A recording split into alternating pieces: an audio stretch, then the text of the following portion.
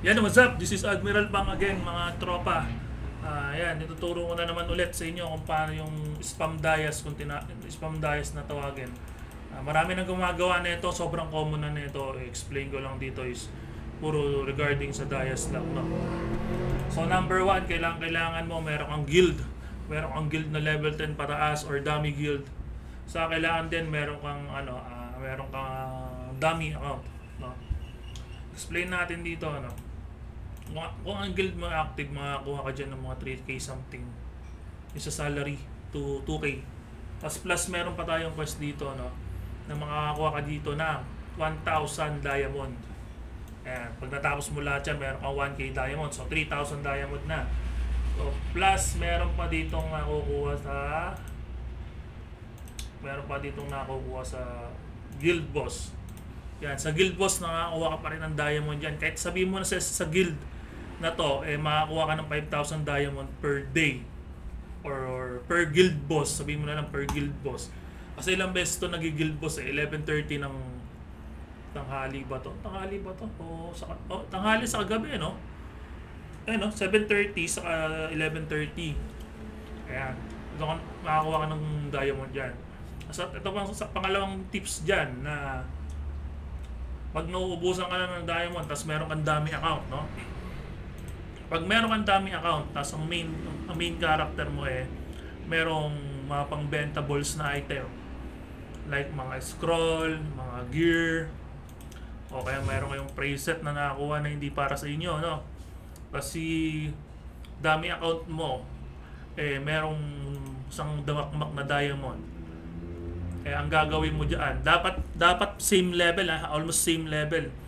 For example, ang dami mo level 300, hindi pwede 'yon kasi hindi makikita yung item na binebenta na itong nitong main mo kasi RB3 na siya.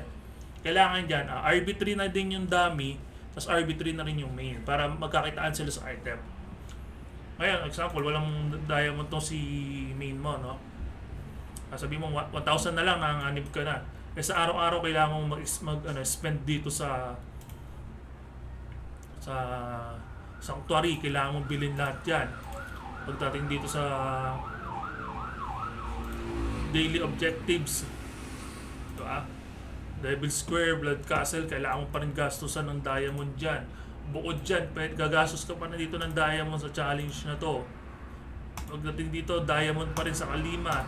Pagdating dyan, diamond pa rin. Ayun nga yung discarte dyan, mga tol. Gawin nyo yung dummy account. Tapos pag grind lang kayo ng grind. Gawin nyo lang yung ginagawa namin sa araw-araw. Nag-guild boss lang kami daily. Palaging guild boss lang.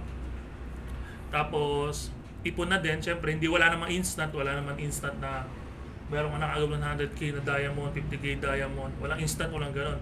Iipunin mo talaga. Talagang kailangan mo ng pasyensya dito sa laro na to kung gusto mo talagang gumanda yung progress mo. Ayun lang ayun lang may share ko sa inyo. Pagdating sa diamond, gawa ka ng dami account. Tapos sa guild boss, mag-live ka. Example, merong kang guild na alt guild, level 10 or level 8, basta nakapag-guild boss na. Lipat ka doon, lipat mo yung main mo doon. After mag-guild boss, balik ka na lang ulit doon sa main guild mo. Pero ang alam ko, may ginagawa yung friend ko ngayon na 2 times siya nakakapag-guild boss sa loob ng, halimbawa 7:30 ng gabi. Katatapos mo lang mag-guild boss doon sa main guild nyo, pwede ka ulit mag-guild boss doon sa alt guild. Ayun comment natin yung part 2 doon sa baba ng ating video, no?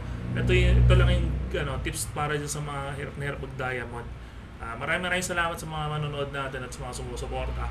Ito ulit si Admiral Fang ng Server 218. Thank you. Peace.